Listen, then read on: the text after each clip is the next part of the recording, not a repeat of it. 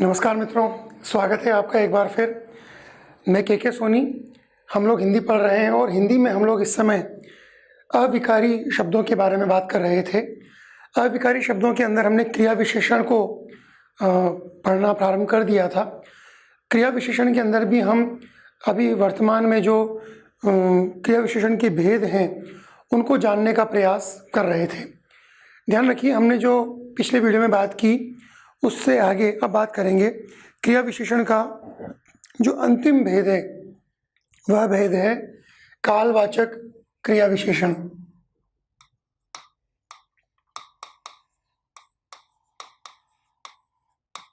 कालवाचक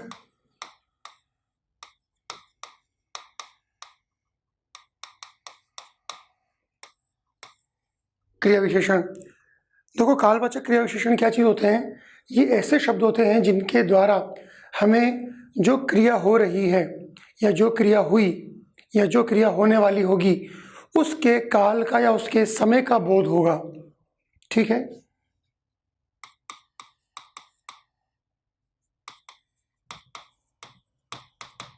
जिन शब्दों से क्रिया के काल या होने के समय का बोध हो, कालवाचक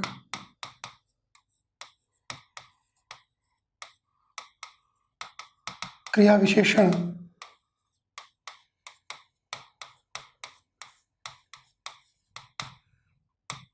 कहलाते हैं।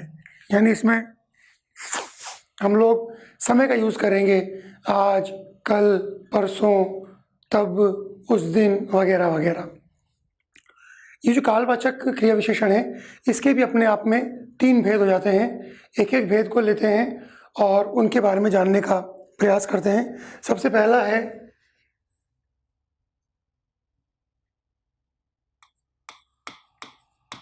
समयवाचक, दूसरा है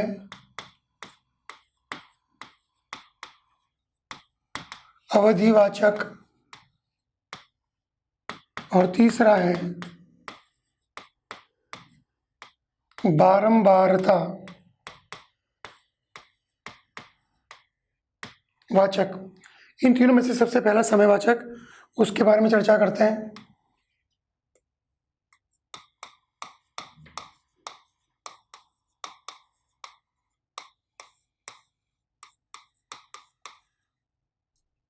जिन शब्दों से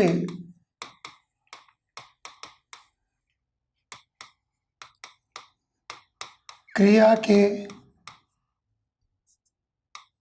होने का समय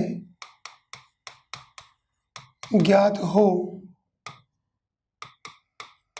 उसे समयवाचक कालवाचक क्रिया विशेषण कहेंगे। अब इसमें जिन शब्दों को लेते हैं हम, जो उदाहरण है वो कौन कौन से हैं? जैसे आज, कल, परसों,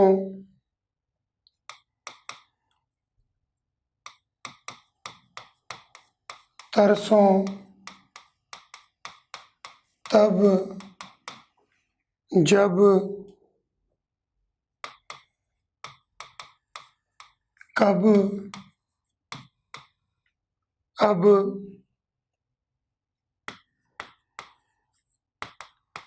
अभी, कभी, फिर,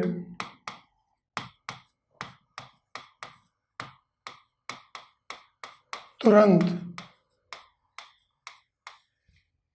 सवेरे, पहले, पीछे,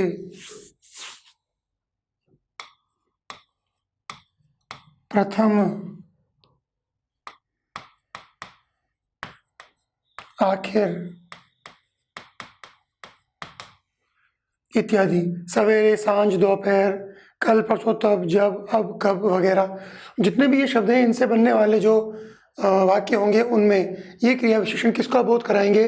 समय का बोध कराएंगे, किसी पिन पॉइंट चीज़ का बोध कराएंगे, उसके कार्य के प्रारंभ होने या उसके संपादित होने के वो जो एक बिंदु समय का है, उस बिंदु का, उस समय का ये बोध कराते हैं। समयवाचक के बाद में अगली चीज़ अपन लेते हैं अवधिवाचक, जिसमें एक लंबे समय के कालखंड को माना गया कि जिसमें वो क्रिया संपादित हुई।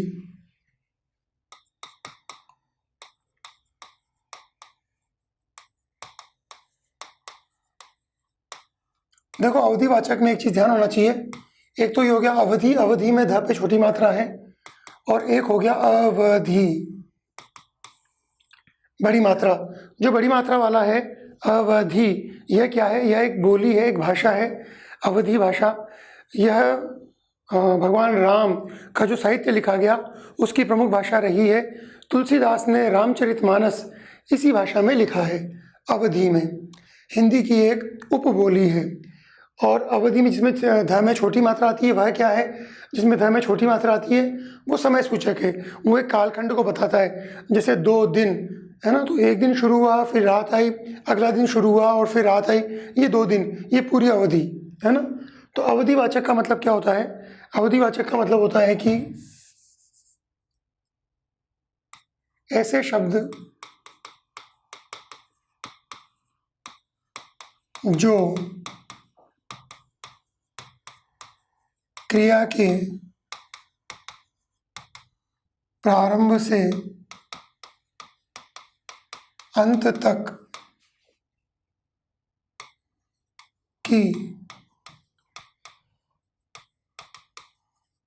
अवधि का बोध कराएं।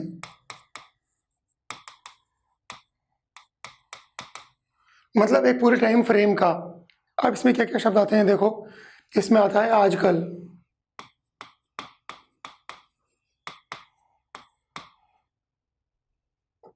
नित्य,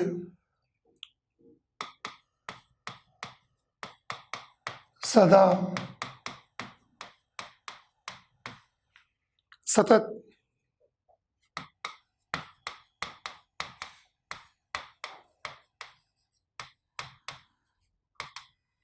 निरंतर, अब तक,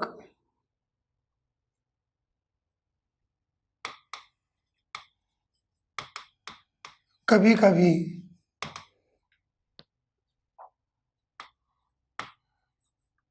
कभी न कभी। देखिए, कभी कभी और कभी न कभी दिखने में सिमिलर है, लेकिन इनके अर्थ में भेद है। हम लोग इनके अर्थ को भी जानने का प्रयास करेंगे, जो थोड़े टिपिकल से क्रिया विशेषण हैं। हम उनके मूल भाव को, उनके अर्थ को समझने का प्रयास करेंगे कि आखिर इसका मतलब निकलता क्या है। अब भी, लगातार,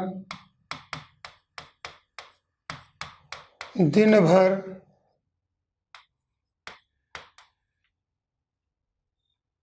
कब का, इत्यादि।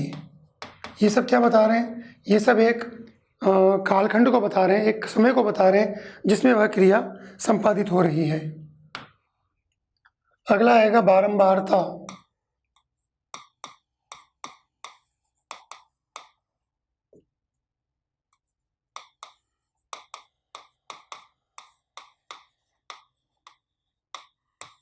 बारंबारता सूचक का मतलब क्या हुआ?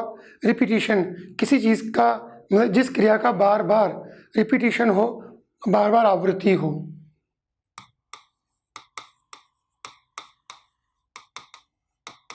क्रिया के होने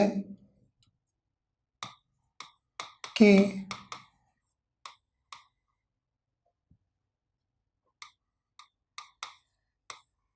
आवृत्ति बताने वाले शब्द बारंबारतावाचक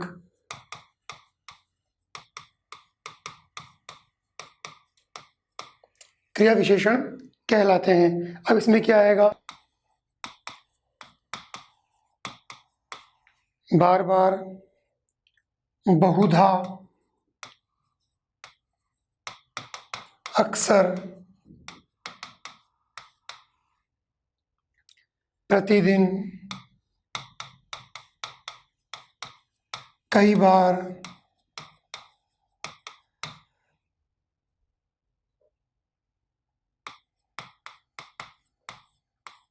पहले, फिर,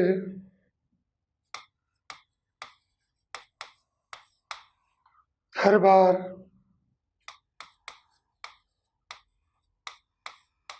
हर दफे इत्यादि। इनमें क्या हो रहा है, बार बार रिपीटिशन हो रहा है ना। पहले पहले, फिर, बार बार, बहुधा, अक्सर, इन सब के अंदर प्रतिदिन, यानी वह प्रतिदिन घूमने जाता है। तो घूमने की आवृत्ति, घूमने की जो क्रिया है वो बार बार दोहराई जा रही है। कब दोहराई जा रही है? प्रतिदिन दोहराई जा रही है। तो इसलिए प्रतिदिन क्या होगा, ये आवृत्ति को, क्रिया की आवृत्ति को बताने वाला एक क्रिया विशेषण होगा।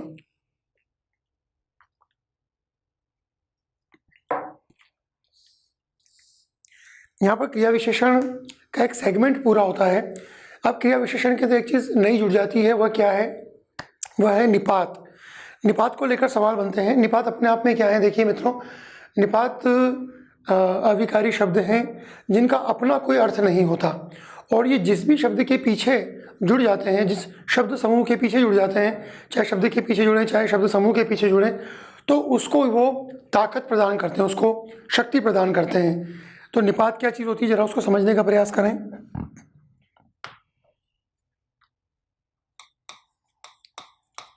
निपात क्या चीज़ है? सबसे पहली चीज़ कि ये अविकारी शब्द हैं। दूसरी बात, इनका स्वतंत्र अर्थ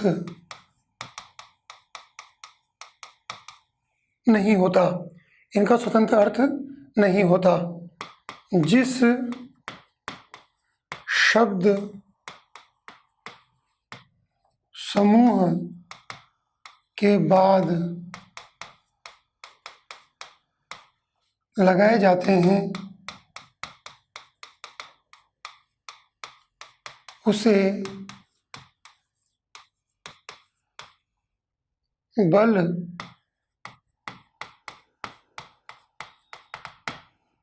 बल प्रदान करते हैं। ठीक है, इनका अपना कोई अर्थ नहीं होता है।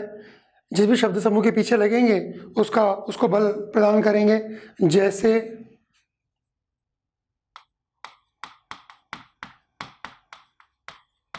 ही, भी, केवल, मात्र, जैसा, न, भर इत्यादि। अब इनका वाक्य में प्रयोग भी देख लेते हैं। इनके 5 प्रकार माने गए हैं। निपात क्या है? अविकारी शब्द हैं। क्या होता है? इनका कोई अपना स्वतंत्र अर्थ नहीं होता। जिस शब्द समूह के बाद लगाए जाते हैं उस शब्द समूह को बल प्रदान कर देते हैं। कितने होते हैं? 5 प्रकार के होते हैं।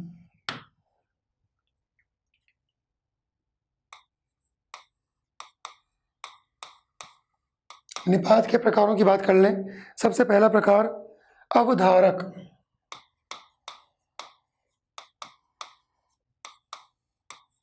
दूसरा परसर्ग, या जिनको आप कारक चिन्ह कह देते हो वो। तीसरा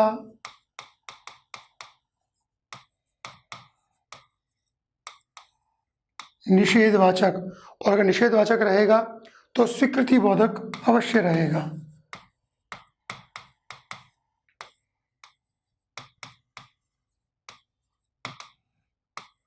और 5वां है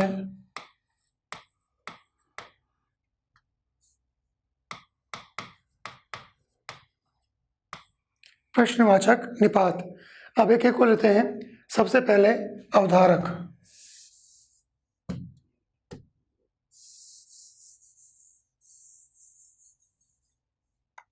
देखिए अवधारक क्या है? अवधारक है कि ये जिस शब्द के साथ आते हैं बात को उसी शब्द तक सीमित कर देते हैं। अवधारक निपात क्या है कि जिस शब्द के साथ आते हैं बात को उसी शब्द तक सीमित कर देते हैं।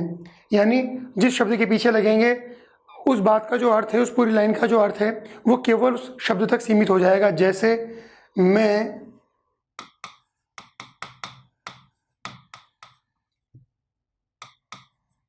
चाय ही पीऊँगा, तो ही क्या चीज़ है? ही एक निपात है। अब इस बात का मतलब क्या निकल रहा है कि मैं चाय ही पीऊँगा, चाय के अलावा कॉफ़ी नहीं पीऊँगा, शरबत नहीं पीऊँगा, दूध नहीं पीऊँगा। यानी बात को कहाँ तक सीमित कर दिया? केवल चाय तक सीमित कर दिया। तो मैं चाय ही पीऊँगा, इसमें ये जो निपात आया ही, उसने चाय तक ही इस बात को सीमित कर दिया।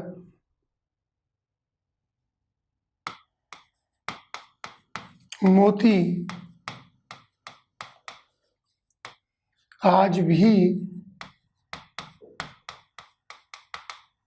बीमार है, तो वो आज भी बीमार है, यानी हमने सारी बातों को क्या सीमित कर दिया? आज तक सीमित कर दिया कि वो आज भी बीमार है। सारा जोर किस बात पे पड़ गया इस पूरे वाक्य के अंदर? आज के ऊपर।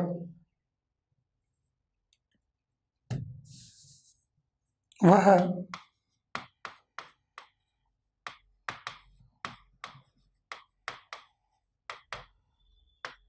घड़ी भर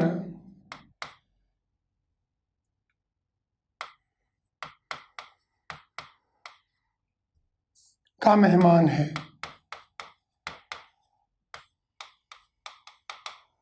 वह घड़ी भर का मेहमान है। तो ही, आज भर, ये सब क्या बता रहे हैं? ये सब बता रहे हैं कि इनके पहले जो शब्द आया है ना, उन शब्दों तक ही अपनी बात को सीमित करते हैं। इनको आपने कहा अवधारक निपात। आगे बढ़ते हैं। अब हम बात करेंगे परसर्गों के बारे में। परसर्ग क्या चीज़ है? परसर्ग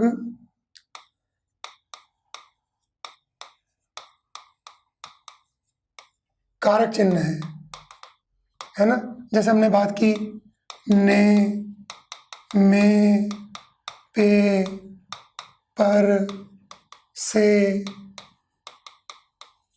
इत्यादि। तो कारक चिन्ह जहाँ पे भी लगाए जाते हैं वो सारे के सारे उस परसर्ग श्रेणी के निपात के उदाहरण हो जाएंगे। अगला है निषेधवाचक।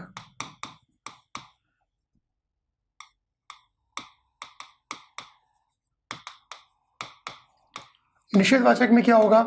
निषेधवाचक निपात के अंदर ये जो बात होगी, कोई भी घटना होगी, जो भी उसका अर्थ होगा, उसका नेगेटिव अर्थ लिया जाएगा, उसमें मना किया जाएगा, है ना। इसमें कार्य या स्थिति का निषेध किया जाता है। कार्य या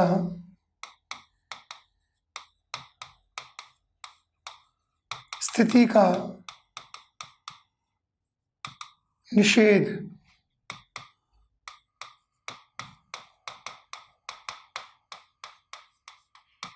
किया जाता है। अब इसमें जो निपात आएंगे वो किस तरह के आएंगे? वो आएंगे नहीं, न, मत, ना इत्यादि। मैं विद्यालय नहीं जाऊंगा, मैं विद्यालय या स्कूल नहीं जाऊंगा।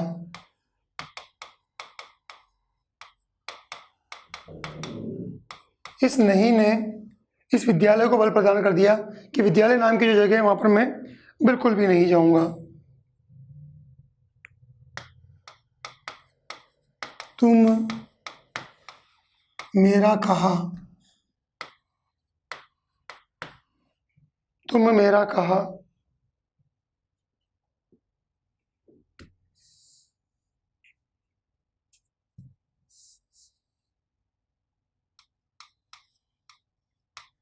तुमने मेरा कहा न सुना। यहाँ आ गया नहीं और यहाँ आ गया न। तुमने मेरा कहा न सुना या मैं विद्यालय नहीं जाऊंगा, तो क्या हो रहा है, इसके अंदर किसी भी कार्य की या किसी भी स्थिति का निषेध हो रहा है कि वह काम नहीं होगा। अगला है स्वीकृति बोधक।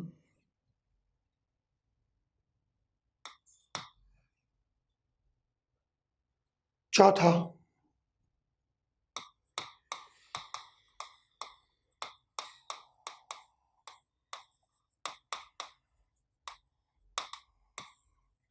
स्वीकृति बोधक, जहां पर अपनी सहमति या स्वीकृति व्यक्त की जाती है, जहां पर सहमति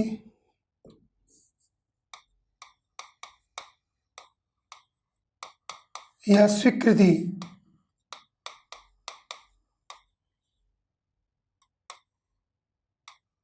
व्यक्त की जाती है।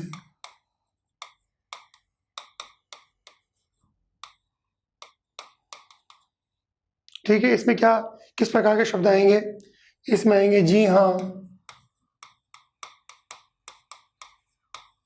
जी, हाँ, अच्छा, ठीक इत्यादि। ठीक है, और सबसे अंत में प्रश्नवाचक, जिसमें प्रश्न किया जाता है।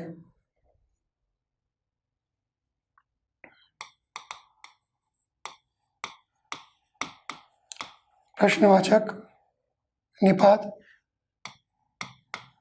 इसमें प्रश्न पूछा जाता है।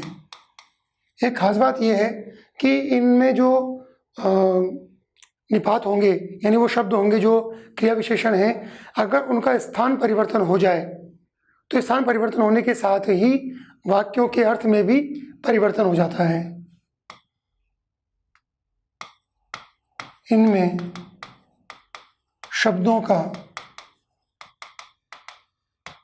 स्थान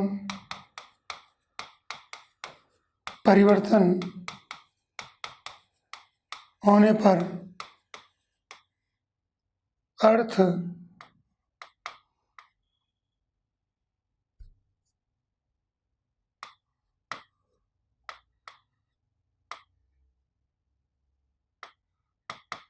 में भी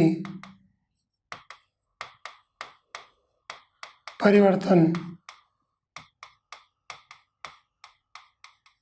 होता है। मतलब अगर शब्दों का जो ये निपात है उनके शब्दों का स्थान बदल देंगे तो वाक्य का अर्थ बदल जाएगा। जैसे हमने पूछा क्या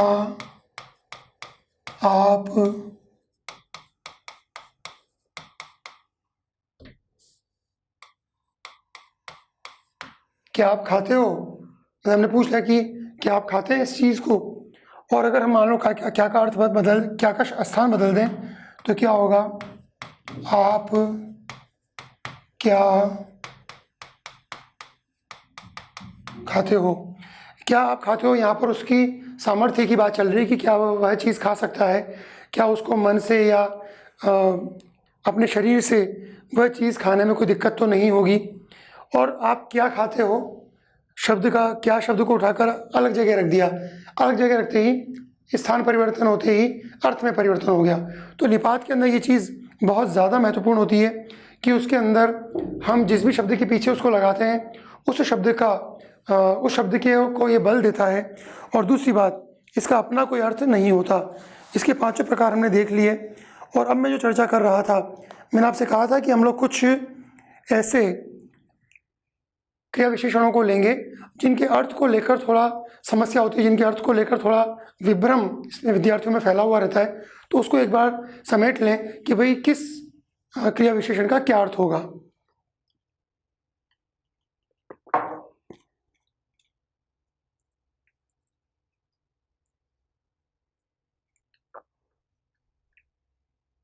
देखिए हम लोग क्या करेंगे, हम लोग सबसे पहले शब्द को लिखेंगे, उसके बाद में उसका क्या अर्थ लिया गया उसको लिखेंगे, और अगर संभव हुआ तो हम उसके वाक्य भी लिखेंगे।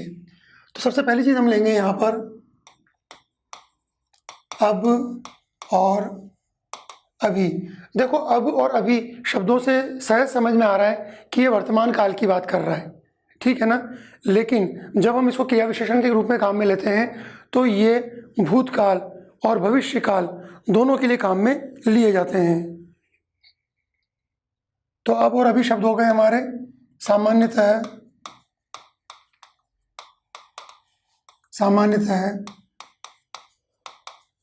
वर्तमान काल में इनका प्रयोग होता है, किंतु भूत एवं भविष्यत में भी प्रयुक्त होते हैं, ठीक है। अब और अभी, अब ये भूतकाल में भविष्य काल में कैसे जाते हैं, जरा उसका उदाहरण देखते हैं कि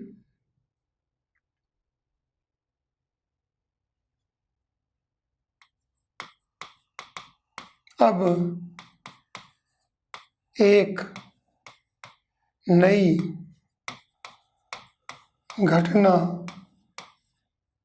हुई, है ना, कि वहाँ पर पहले ही कुछ कार्यक्रम चल रहे थे और अब एक नई घटना भी हुई। पास्ट टेंस के अंदर, भूतकाल के अंदर ये जो अब है उसका प्रयोग, ठीक है। आगे बढ़ें। अभी सूरज निकला भी नहीं था,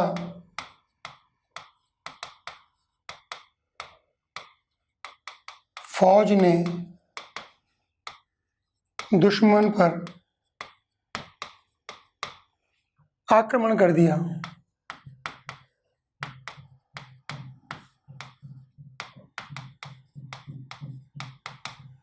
मतलब अभी सूरज निकला भी नहीं, पास्ट टेंस की बात चल रही है कि फौज ने आक्रमण कर दिया, और शब्द का क्या प्रयोग में लिया जा रहा है, अभी। तो ये अब और अभी जो वर्तमान काल के हैं उनको हम भूतकाल में भी काम में ले रहे हैं कि अभी सूरज निकला भी नहीं था कि फौज ने दुश्मनों पर आक्रमण कर दिया।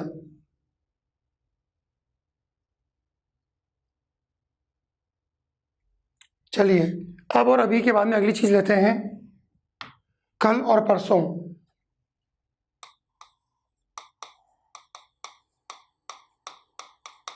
देखो, कल और परसों ये इतनी विशिष्ट चीजें हैं, इतने विशिष्ट शब्द हैं कि इनका भूतकाल में भी प्रयोग होता है और भविष्य काल में भी प्रयोग होता है।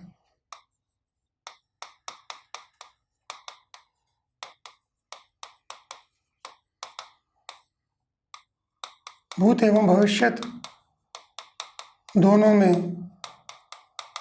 प्रयोग, है ना। किस किस का, कल और परसों का, कि वह कल आया था, जो गुजरा हुआ कल है उसमें वो आया था, और परसों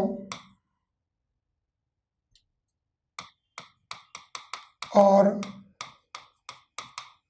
परसों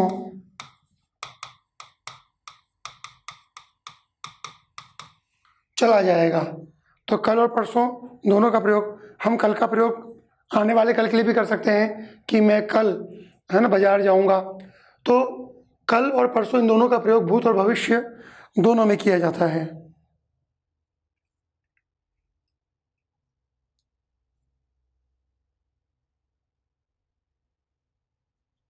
अगला है आगे,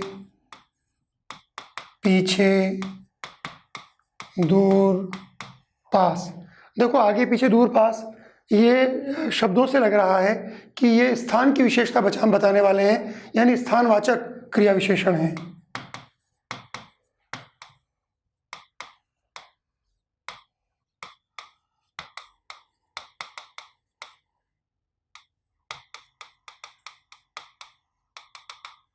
ठीक है साहब, लेकिन क्या होता है, ये कालवाचक जानकारियां भी देते हैं, ठीक है।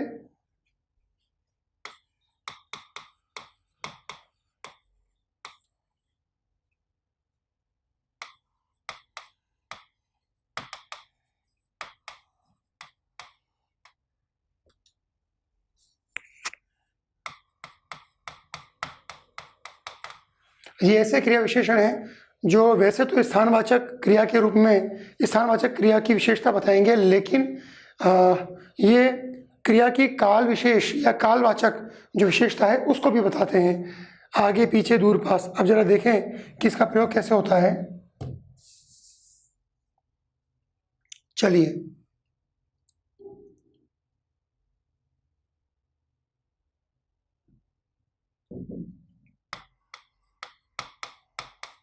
आगे राम पीछे सीता,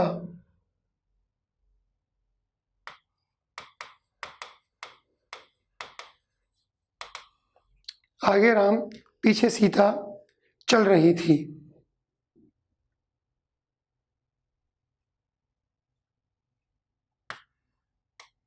गांव पास है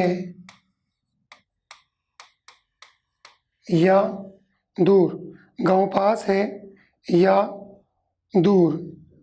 ठीक है साहब, ये जो दोनों उदाहरण हैं ये दोनों क्या बता रहे हैं, ये स्थान को बता रहे हैं कि राम आगे चल रहे हैं, यानी आगे स्थान पे चल रहे हैं, और पीछे के स्थान पर उनके बाद सीता चल रही हैं। तो यहाँ पर आगे और पीछे स्थानवाचक अपना अर्थ प्रदान कर रहे हैं। गाँव पास है या दूर, ये भी स्थानवाचक हो गया कि कितना डिस्टेंस है। लेकिन इसकी कालवाचक जो उदाहरण है जरा उस पर निगाह डालते हैं।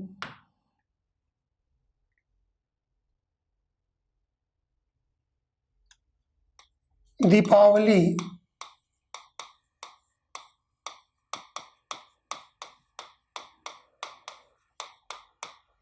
पास आ गई है। दीपावली पास आ गई है। अब ये पास स्थान की विशेषता नहीं बता रहा है, समय की विशेषता बता रहा है कि कुछ ही दिनों के बाद में दीपावली है, इसलिए दीपावली पास आ गई है।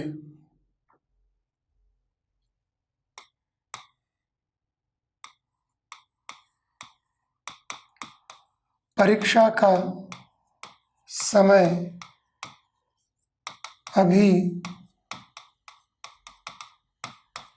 दूर है, कि परीक्षा जो थी वो परीक्षा 6 महीने 8 महीने बाद होने वाली है, इसलिए अभी काफ़ी समय है, हम चाहें तो उसकी तैयारी कर सकते हैं, उसमें उत्तीर्ण हो सकते हैं। तो इसका मतलब ये हुआ कि यहाँ पर दूर एक स्थानवाचक क्रिया विशेषण न रहकर क्या हो गया, कालवाचक क्रिया विशेषण हो गया। ठीक है,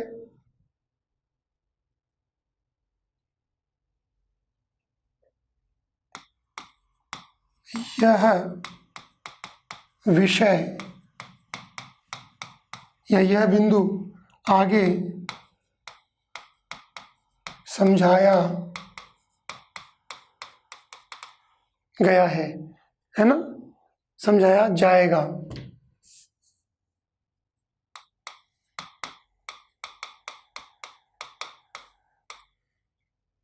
यह विषय आगे समझाया जाएगा, मतलब अभी तो हम कुछ और पढ़ रहे हैं, अभी तो हम क्रिया विशेषण पढ़ रहे हैं, लेकिन कुछ समय बाद में हम इस व्याकरणिक कोटि को पढ़ेंगे, या मान लीजिए हम वाक्य को पढ़ेंगे, तो वाक्य जो है वो आगे समझाया जाएगा।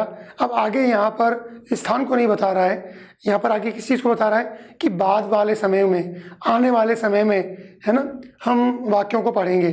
तो इसका मतलब यह विषय आगे समझाया जाएगा। यहाँ पर यह स्थान की सूचना न देकर, स्थान की विशेषता न बताकर समय की या काल की विशेषता हमारे सामने रख रहा है।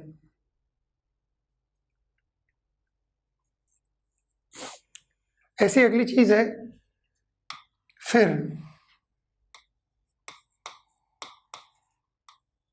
इसका प्रयोग तब के रूप में होता है।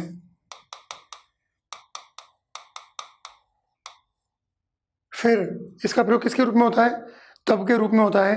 कैसे,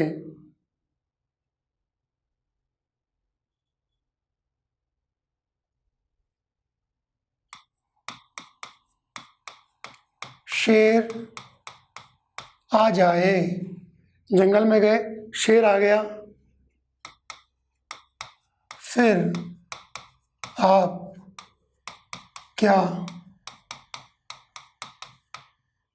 करेंगे, कि अगर शेर आ जाए, आप जंगल में गए थे, शेर आ जाए और फिर शेर आ जाए, फिर आप क्या करेंगे। तो ऑब्वियसली अपने प्राणों को बचाने का प्रयास करेंगे। तो फिर यहाँ पर क्या है, तब, कि शेर आ जाए तब आप क्या करेंगे, तो तब के स्थान पर हम फिर का प्रयोग कर लेते हैं।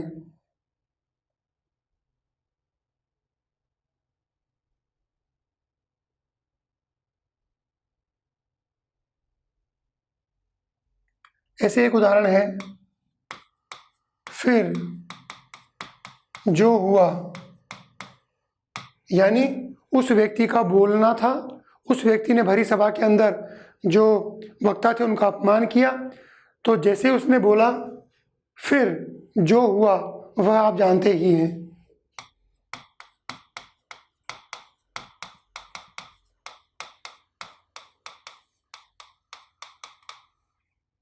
फिर जो हुआ यानी उसके बोलने के बाद तब जो हुआ वह आप जानते ही हैं।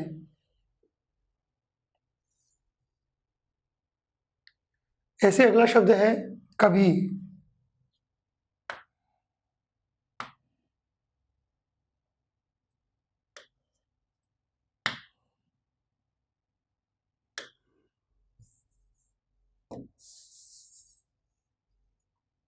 अगला शब्द है कभी।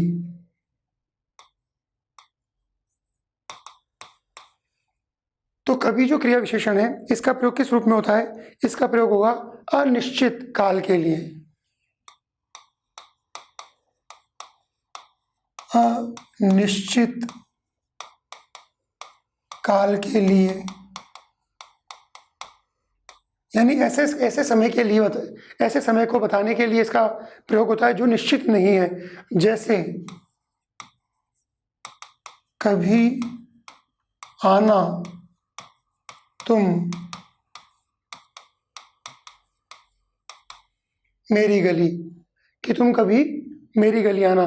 तो कभी मेरी गली आना मतलब क्या हुआ कि कभी भी आ जाना, लेकिन समय निश्चित नहीं है ना।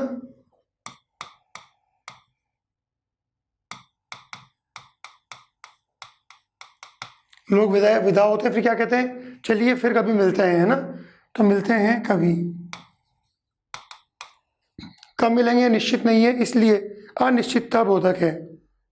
दूसरा, इस कभी से क्रमागत काल का भी पता चलता है, मतलब किसके बाद में क्या आ रहा है उसका पता भी चलता है। ठीक है, इसी कभी का क्या यूज है, क्रमागत काल का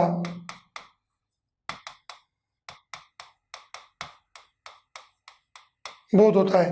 क्रमागत काल का बोध क्या होता है कि पहले ये घटना हुई, फिर ये घटना हुई, फिर ये घटना हुई, फिर ये घटना हुई, यानी ये घटनाएं एक के बाद एक संभव है। जैसे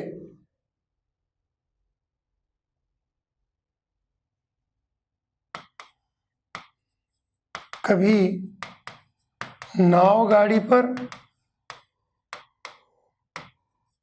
कभी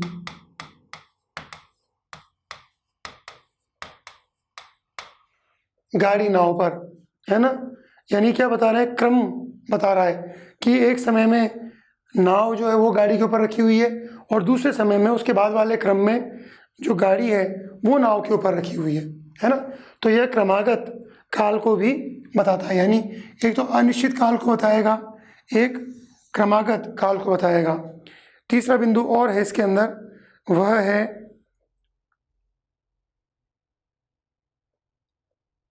ये आश्चर्य या तिरस्कार को भी बताता है।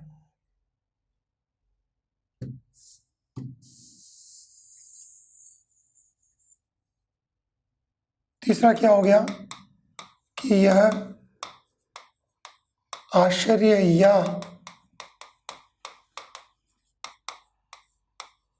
तिरस्कार का बोध भी कराता है। कौन, कभी। और उदाहरण क्या है देखिए इसका, कि इतनी बातें करते हो, तुमने कभी कॉलेज भी देखा है, तिरस्कार कर दिया सामने वाले का।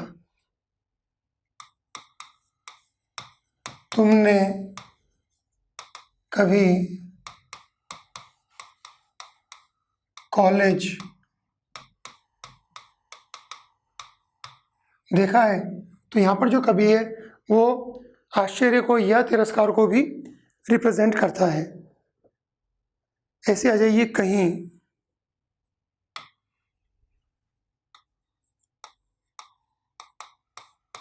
कहीं कहीं भी क्या बताएगा? अनिश्चितता बताएगा, लेकिन किसके संदर्भ में बताएगा? स्थान के संदर्भ में।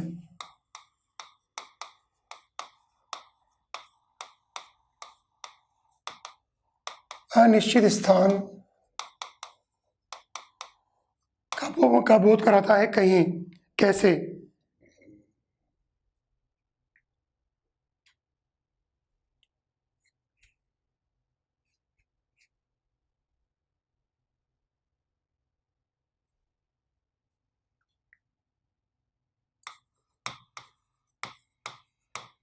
चाबियां कहीं रखी हैं। कहाँ रखी हैं याद नहीं, कहीं रखी हैं। इसका मतलब क्या हुआ कि कोई निश्चित स्थान नहीं था, अनिश्चित स्थान पर उसका प्रयोग किया जा रहा है। अब हम बात करेंगे कि इसका और किस किस के रूप में अर्थ होगा। तो कहीं का एक प्रयोग होता है अत्यंत के रूप में।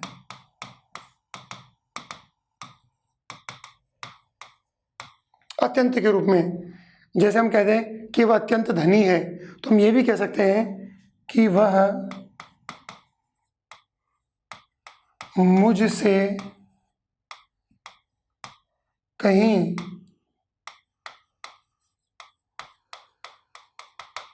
अमीर है।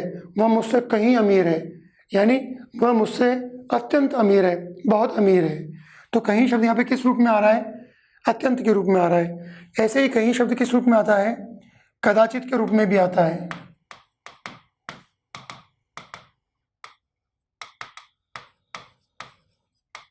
अब कहीं शब्द का जो प्रयोग होगा वो किस रूप में होगा? कदाचित के रूप में, संभवतः के रूप में। कैसे?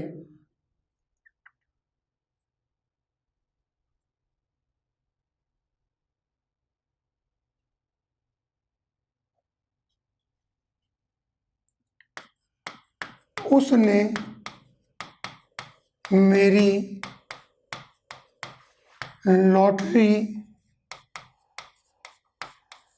खुलने की बात कहीं मजाक में तो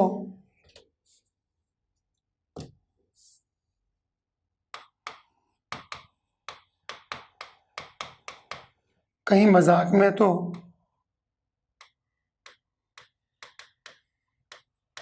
नहीं की, है ना।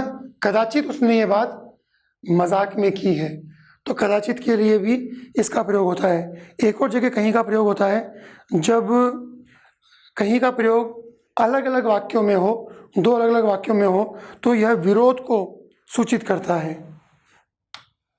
हम बात कहीं की कर रहे हैं।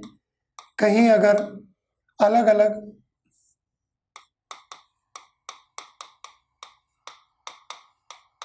अलग अलग वाक्यों में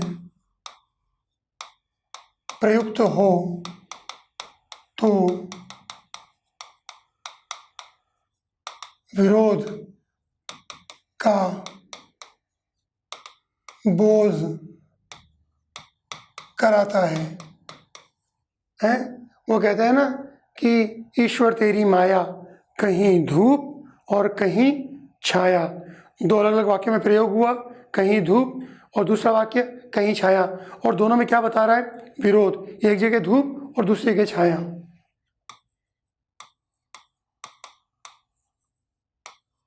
कहीं धूप और कहीं छाया।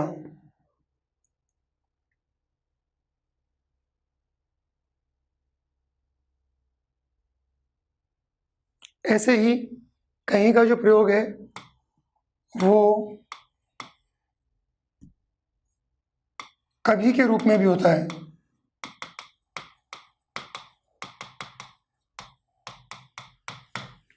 ठीक है, कभी के रूप में। जैसे मान लीजिए हम कहें पत्थर भी कहीं तैरते हैं। पत्थर भी कहीं तैरते हैं मतलब पत्थर कभी नहीं तैरते।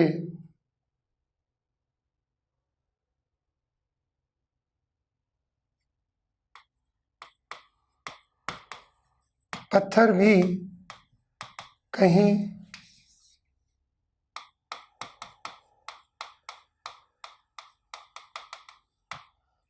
तैरते हैं। तो इसका मतलब पत्थर कभी नहीं तैरते, तो कभी के रूप में इसका प्रयोग हो रहा है।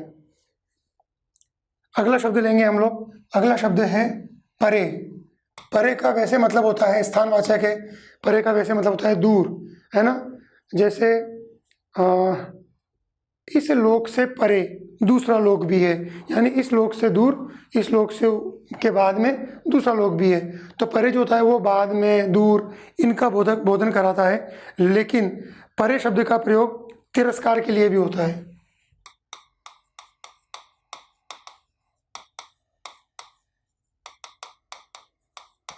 तिरस्कार के लिए भी इसका प्रयोग होता है। जैसे हमने कहा परे हट, दूर हो जा, है ना। तो परे हट यहाँ पर क्या है, तिरस्कार के लिए काम में लिया जा रहा है।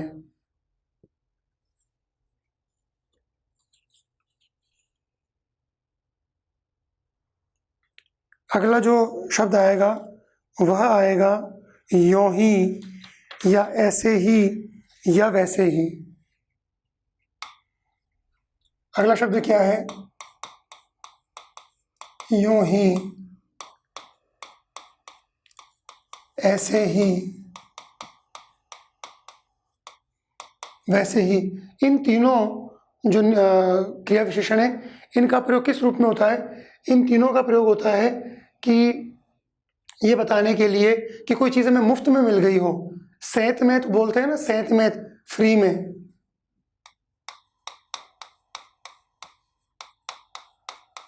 सेहत में यानी फ्री, मुफ्त।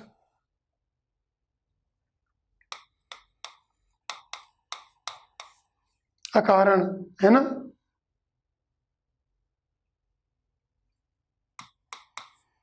तुम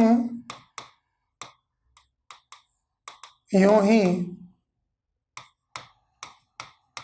गुस्सा कर रहे हो। यूं ही गुस्सा कर रहे हो मतलब बिना कारण के गुस्सा कर रहे हो, कोई मतलब ही नहीं है, कोई बात ही नहीं है गुस्से की, फिर भी गुस्सा कर रहे हो, है ना। तुम यूं ही गुस्सा कर रहे हो। यह पुस्तक मुझे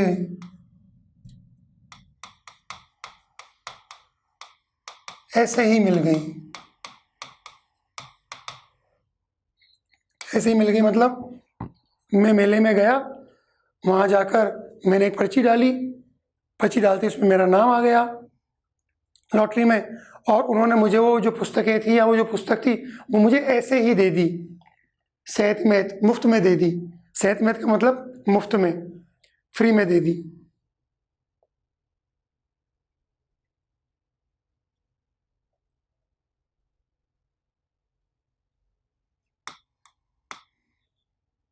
वह वैसे ही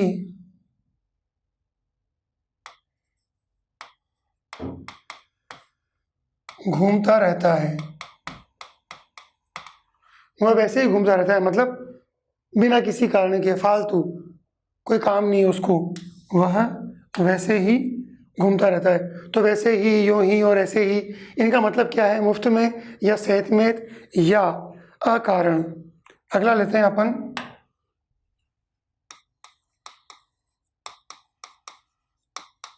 जब तक।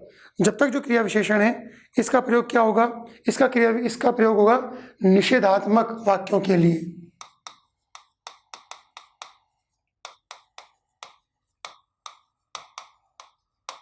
क्या, जब तक मैं न कहूं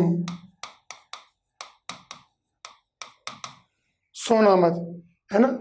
तो जब तक का प्रयोग किसके लिए होगा, निषेधात्मक वाक्यों के लिए होगा। तो मित्रों फिलहाल इतना ही।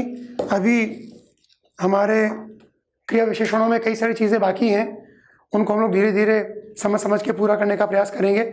आपको केवल इतना सा करना है कि जितने भी आपको नए नए शब्द मिल रहे हैं उन सारे नए शब्दों को एक रजिस्टर में लिखिए, जैसा मैं शुरू से कहता आ रहा हूँ, और उस रजिस्टर को बार बार दोहराते रहिए, उससे चीज़ें आपको याद हो जाएंगी।